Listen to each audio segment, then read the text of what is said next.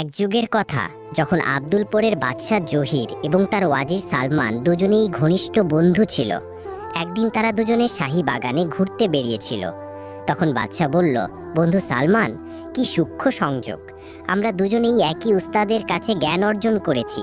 একই দিনে আমাদের বিয়ে হয়েছিল এবং আজ তোর স্ত্রী ও আমার মালিকারও সন্তান হতে চলেছে। ওয়াজির বলল, হুজুর, এটাই তো বলে খোদার লীলা, তার ইচ্ছা অপরিমেয়। ঠিক তখনই ওয়াজিরের মহল থেকে এক দাসী দৌড়ে এসে বলল, ওয়াজির সাহেব, আপনার ঘরে একটি পুত্র সন্তান জন্ম নিয়েছে। এই খবর শুনে দুই বন্ধু অত্যন্ত খুশি হলো।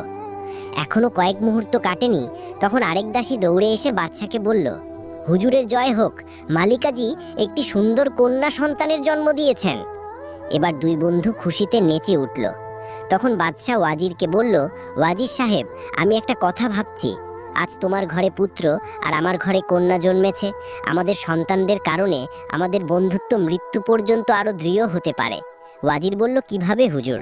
বাদশাহ জবাব দিল, আমরা এখনই এই দুজনের বিয়ের সম্পর্ক পাকা করে ফেলি। যখন তারা বড় হবে তখন তাদের বিয়ে দেব, এতে আমাদের বন্ধুত্ব আরো পাকাপোক্ত হবে।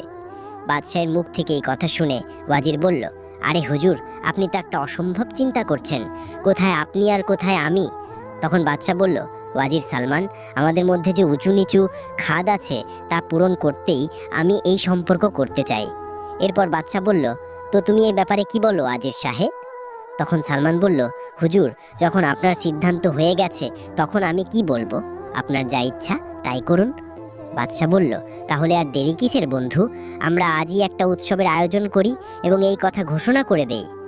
সেই সন্ধ্যায় শাহী মহলে এক বিশাল উৎসব হলো, যেখানে বাদশাহ ঘোষণা করল, এখানে উপস্থিত সকল হাজরত, আমরা ঘোষণা করছি যে সময় এলে আমরা আমাদের কন্যা শাহজাদি রুখসারের বিয়ে ওয়াজির সালমানের পুত্র শাহিদের সঙ্গে দেব। এই কথা শুনে দরবারে সবাই তাদের অভিনন্দন জানালো। তারপর বাদশাহ জহিরের হুকুমে শাহজাদি রুখসার এবং শাহিদের লালন পালন শাহী মহলেই শুরু হলো। সময় গড়িয়ে গেল।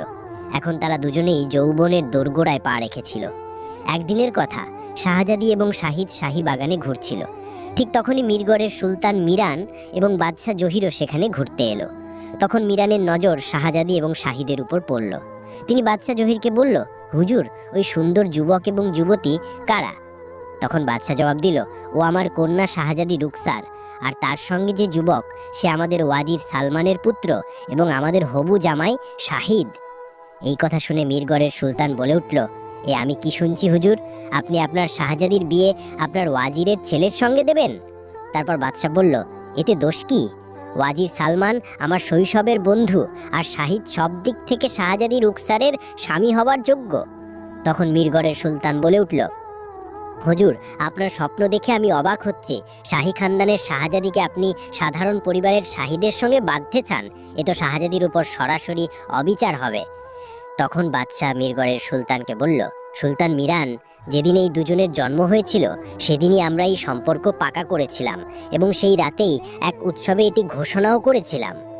তখন মিরগড়ের সুলতান মিরান বলল, তাতে কি হয়েছে হুজুর? সম্পর্ক তো ভাঙাও যায়। যদি আপনি এটা করেন তবে আমি আমার পুত্র শাহজাদে আজাহরের সঙ্গে আপনার কন্যার বিয়ে দিতে প্রস্তুত। এতে আমাদের দুই রিয়াসত আরও শক্তিশালী হবে। মিরানের কথা শুনে জহির চিন্তায় পড়ে গেল এবং মনে মনে ভাবতে লাগলো, এই চিন্তা তো গ্রহণযোগ্য। কিছুক্ষণ ভেবে বাদশাহ বলল, কিন্তু সুলতান, রুখসার এবং শাহিদকে তো শৈশব থেকেই এই সম্পর্কের কথা জানানো হয়েছে। যদি আমি শাহজাদির বিয়ে আপনার ছেলের সঙ্গে করি তবে শাহিদ নিশ্চয়ই এই বিয়েতে বাধা দেবে। তখন মিরগড়ের সুলতান মিলান বলল, আপনি চিন্তা করবেন না, এর সমাধান আমি আগেই ভেবে রেখেছি। হুজুর, আপনি এমন করুন যে শাহিদকে কয়েকদিনের জন্য কোনো কঠিন কাজে পাঠিয়ে দিন, যা শেষ করে সে তাড়াতাড়ি ফিরতে না পারে। এই সময় তার অনুপস্থিতিতে আমরা আরামে আজাহর এবং রুখসারের বিয়ে সম্পন্ন করে নেব। বাদশাহ বলল, হ্যাঁ, এটাই ঠিক এবং উপযুক্ত হবে। তারপর সুলতান বলল, তাহলে আমি কি এ সম্পর্ক পাকা মনে করব বাদশাহ সালামত? বাদশাহ জবাব দিল, অবশ্যই পাকা মনে করুন সুলতান।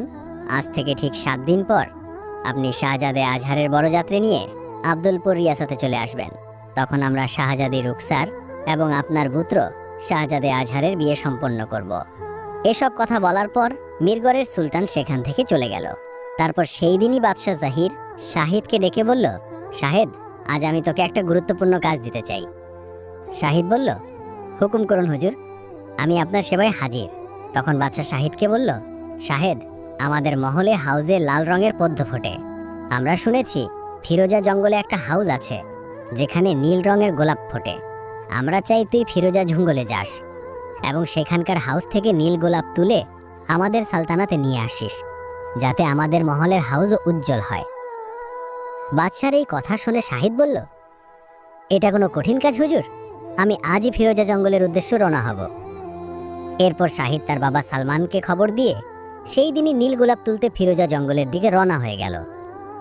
এদিকে বাদশাহ জহির ভাবতে লাগলো, বোকা শাহেদ, ফিরোজা জঙ্গল থেকে তুই 1 মাসের আগে ফিরতে পারবি না, আর এই সময়ে আমি শাহজাদি রুকসার এবং শাহজাদে আজহারের বিয়ে বিনা বাধায় সম্পন্ন করে দেব।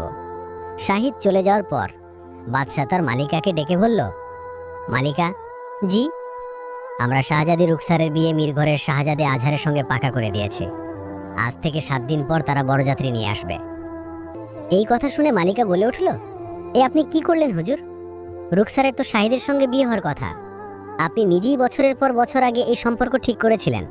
মালিকার এই কথায় বাদশাহ বলল, মালিকা, সেই সম্পর্ক আমরা না ভেবে আবেগের বশে করে ফেলেছিলাম, নইলে ওয়াজির সালমানের সঙ্গে আমাদের কি তুলনা? আমরা শাহী খানদানের, তাই আমাদের সম্পর্ক শাহী খানদানের সঙ্গেই হওয়া উচিত। তখন মালিকা বলল, হুজুর, এটা তো আপনার তখনই ভাবা উচিত ছিল।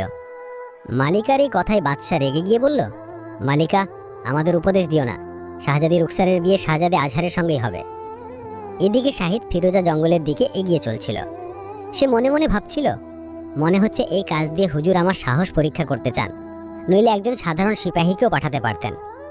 এই ভাবনা আর খুশিতে শাহিদ ফিরোজা জঙ্গলের দিকে আরো দ্রুত এগিয়ে গেল। ওদিকে শাহী মহলে বাদশাহ ওয়াজির সালমানকে ডেকে বলল,